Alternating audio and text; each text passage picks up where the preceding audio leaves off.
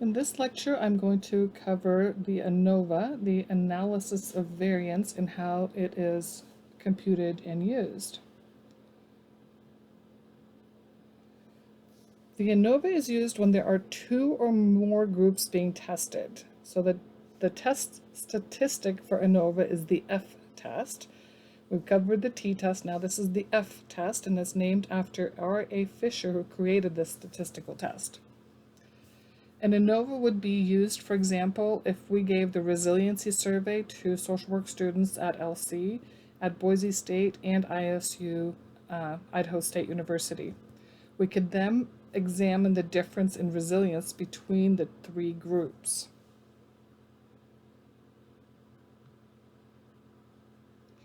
There are various types of ANOVAs. Let's first look at the simple analysis of variance, or simple ANOVA. This is also known as a one-way or single-factor ANOVA because we are examining only one variable or treatment between and within the groups. So we are looking at the variance of resilience, the total within each individual group, and also between the three groups to see if there is a difference among them or between them.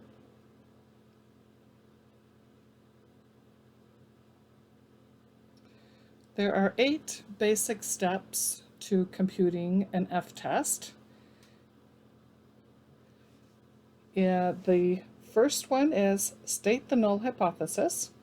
This will remind you what two groups you are comparing, or three groups you're comparing, and the variables that you're examining. Determine their level of risk. So this is typically, again, it's a 0.05, p is less than 0.05. We select the appropriate test based off the data that we have collected, so using the flowchart within your textbook. Then we need to compute the test statistic value, in this case the F value. And then we need to determine the value that is needed to reject the null by first selecting the degrees of freedom to find the critical value. And now that you have both the obtained value, the F value, and the critical value from the chart, it will allow you to get to the next step and make a decision of whether to accept or reject the null hypothesis that there is no difference. You will reject the null if the obtained value is more than the critical value, and you will accept the null if the obtained value is less than the critical value. So now that we've just covered the 8 steps, let's talk about each one of them individually. So in step 1, state the null. In our case, there is no difference in resilience scores between the age groups 18 to 25, 26 to 35, and 36 and older. Step 2, state the level of risk. Since it's social sciences, we're going to set it at 0.05. Steps 3 and 4, so after we have determined that we need to compute a simple analysis of variance, we're going to run the ANOVA. Now, going through the chart, the flow chart, you are looking at, you have to make the decision, I'm examining the difference between groups, one or more variables. Yes, you are. You have one variable that you're looking at. Are the same participants being tested more than once? Nope. It's not a pre-test, post-test on a specific population. How many groups are you dealing with? We are dealing with more than 2 groups because we're looking at 3. How many factors are you dealing with? We're dealing with 1, the resiliency scores between the 3 age groups. So it shows us we have to do a simple analysis of variance. And then we decide to run the ANOVA, we're going to find the F value. So the F value, here I've already run the ANOVA I've run an analysis of variance in Excel, and so I have the F value here. So in step 5, we need to identify the degrees of freedom to determine the critical value that is found in your textbook. So look under critical values for analysis of variance and for the F test in the back of the book. So we've identified the degrees of freedom, the numerator, by computing the number of groups minus 1. So we have 3 groups minus 1, so our degrees of freedom for the numerator would be 2. And then we calculate the degrees of freedom for the denominator. That is, I'm taking all the total number of data points, the total number of scores that I have in all 3 groups. I'm adding those up, and I'm subtracting 3, the number 3, 1 for each group. I'm taking 1 of those away for each of the groups. Then we have the level of risk we want to take. We now go look at the chart in the back. We find the degrees of freedom 2. We find the degrees of freedom 15 on the side. And we look at the error rate the risk that we're willing to take is 0.05. Go across and we find our critical value. And so the critical value, we are going to then compare that critical value to our obtained value.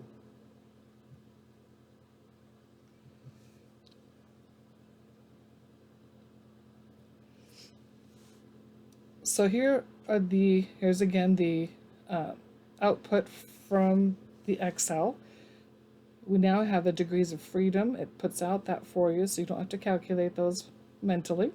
It gives you the F score, and we're now going to compare the F score to the F critical value that we found on the table. You can clearly see that 0.6 is much lower than the 3.35 for critical. And you can see our p-value here is greater than 0.05.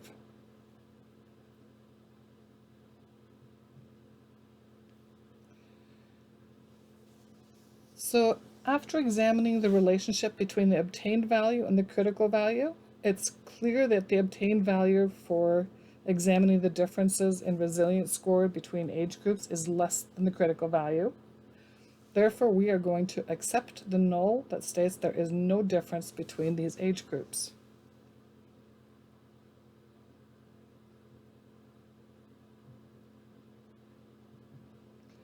When reporting the F-test on your paper, this is supposed to say F-test on there, but it says T-test, sorry. Reporting it, you want to write it just like I have it here with the capital F. You have the degrees of freedom in the parentheses. The equals, you have the F obtained value, and you report the p-value.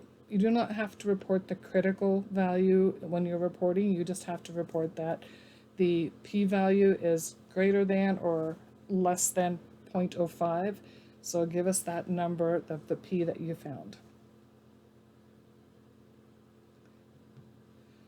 So finally, I want to touch on the two-way ANOVA because you've heard about it now, but it's not something that you need to do for this level of statistics.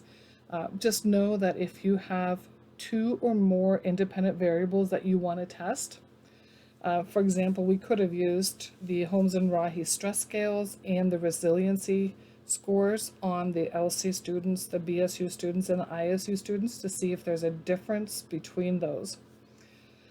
If you were if you were to use something like this in practice, and you want to see the difference between treatment as usual and cognitive behavior therapy, and so you might want to look at depression scores, behavior scores, and some other kind of category. Then you can see if there's a difference between the various groups and the interventions.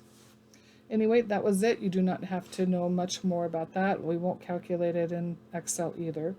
We just are focused on just the difference between one factor, one independent variable, and a group.